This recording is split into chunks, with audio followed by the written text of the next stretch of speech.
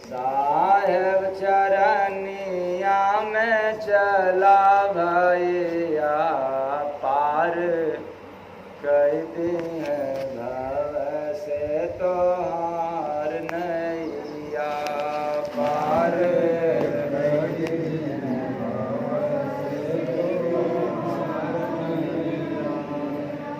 दुखवा हटा दे हैं भगते भैया पार कहते हैं भव से तो हार नैया पार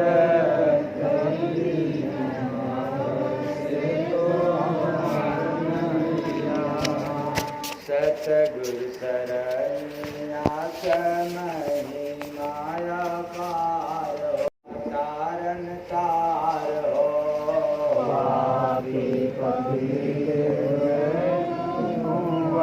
तारन हार हो सतसंग सुना चल के गुरु ठैया पार गए दिन भव से तो हार नैया पार तो हार नैया नाम दान लेके भाई करा तू भजनिया नाम दान लेके भाई करा तू भजनिया बजवा सुनाइए प्रभु के चमनिया बजवा सुनाइए प्रभु के चमनिया मिले हैं भजन से चरण छाइया पार कई दिन भव से तो हार नैया पार कई दिन भव से तो हार नैया साहेब के शरणिया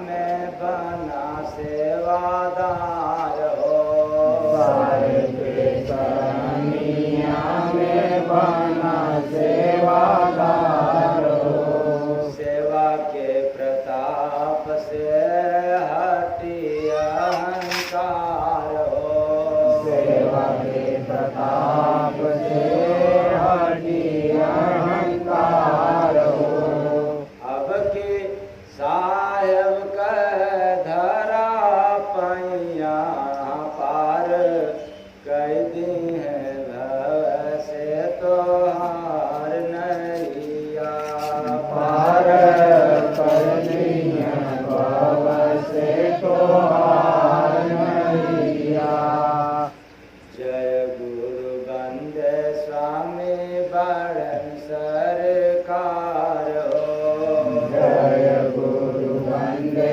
स्वामी बड़न सरकार हो प्रेम से जनाए दी है कई के भव पार हो प्रेम से जनाए दी है कई के भव पार हो दुनिया में आए सूरत के सैया पार गए दिन भव से तो हार नैया पार गए दिन भव से तो हार नैया साहेब चरनिया में चला भैया पार गए दिन भव से तो हार नैया पार गए दिन भव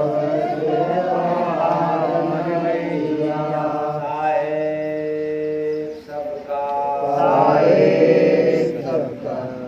तो साहेब चरनिया के चला भैया पार कई दी है भव से तो हार नैया भव सागर पार जाना है तो संत महापुरुषों के चरण और शरण में रहना पड़ेगा।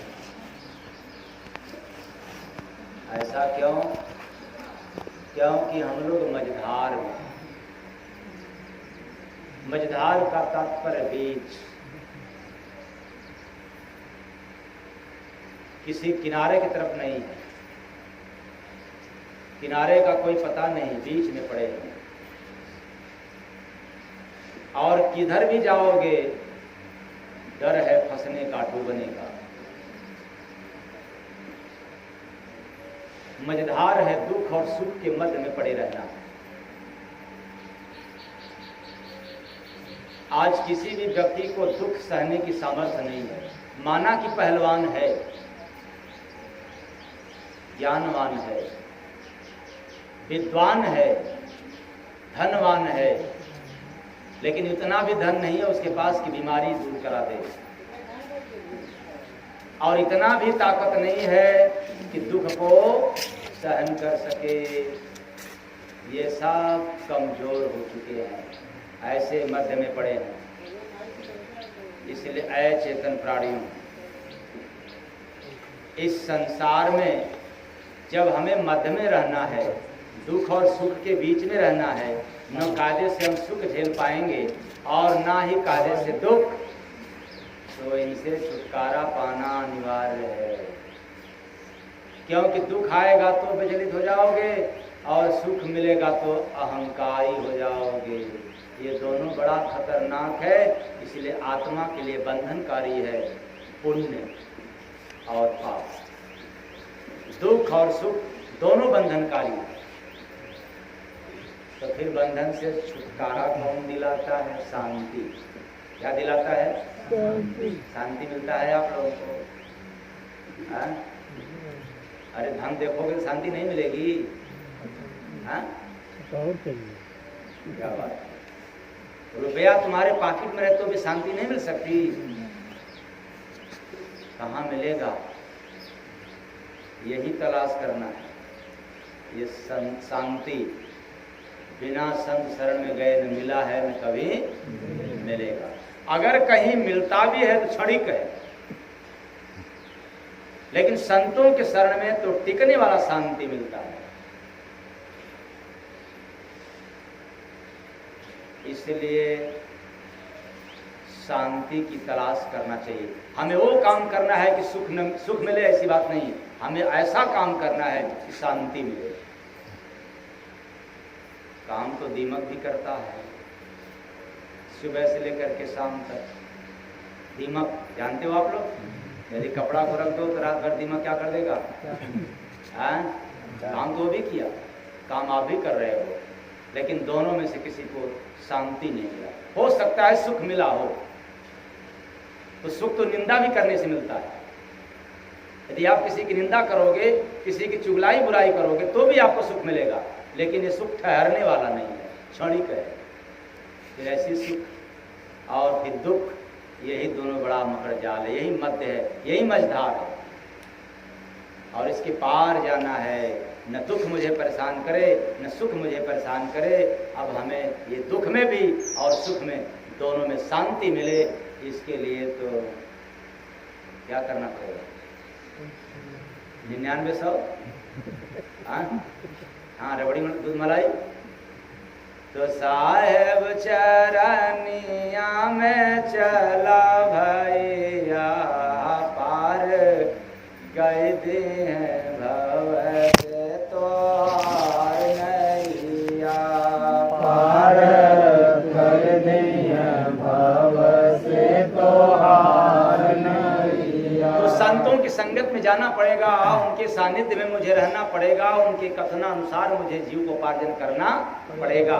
और किसी और का संगत किया तो फिर आप कुसंगत में पड़े जाओगे, मझधार में पड़ जाओगे। इसलिए मैं तो कहूँगा कि संग कभी न करना राजा का, क्या पता कब रुला दे। संग न करना राजा का, पता नहीं कब आपको रुला दे। और संग करो तो संतों का, वो कब, क्या पता कब हरि से मुलाकात करा दे। वो कब रुला देगा कोई गारंटी?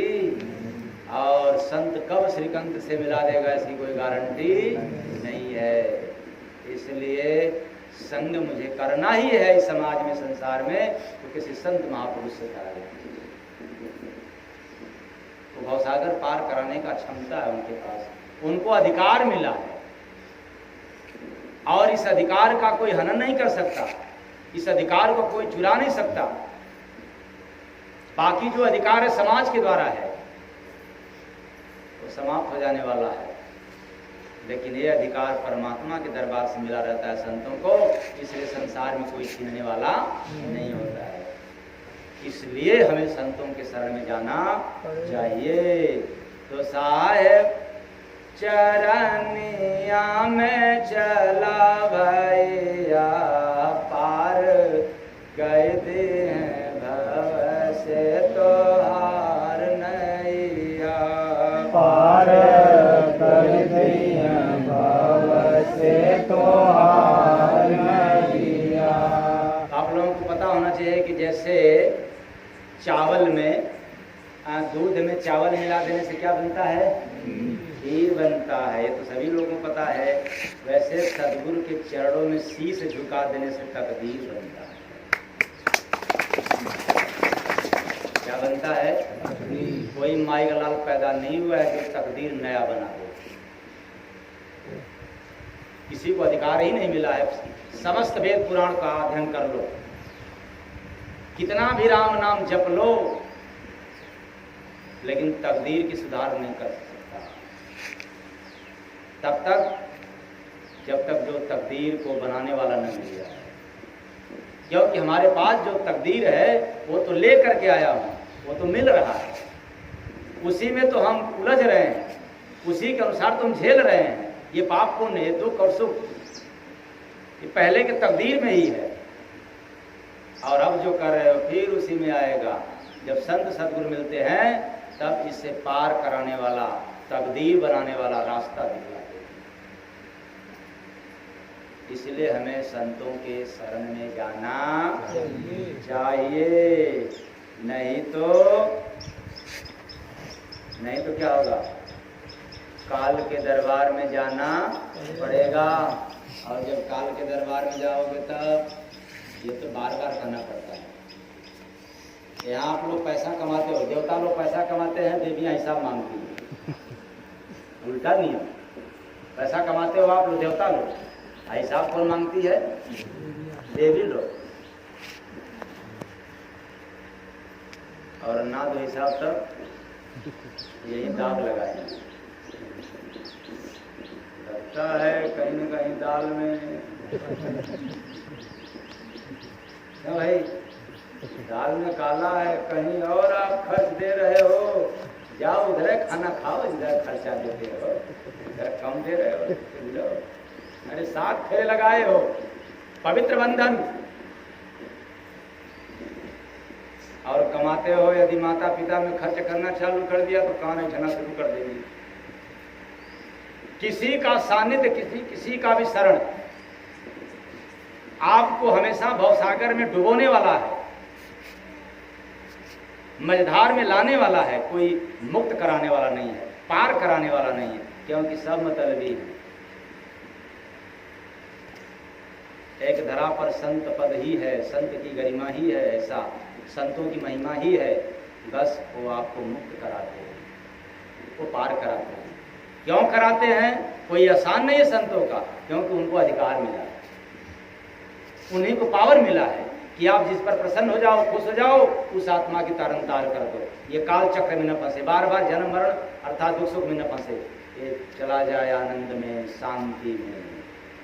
इसलिए शांति शांति नाम ले सकते हैं, लेकिन शांति मिल नहीं सकता।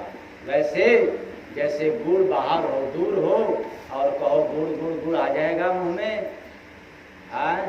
अच्छा, मिष्ठान की दुकान पर तमाम मिठाई पड़ा हुआ है और देख रहे हो, लेकिन कहो मिठाई मिठाई मिठाई, चला जाएगा मुंह में। ऐसे ही शांति रोज कहते हो, शांति शांति शांति, लेकिन शांति आपके पास आया नहीं आया। क्यों? अरे शांति बिना भक्ति किए नहीं मिला है ना, मिलेगा। तो भक्ति देने वाला कौन है? भक्ति देगा कौन?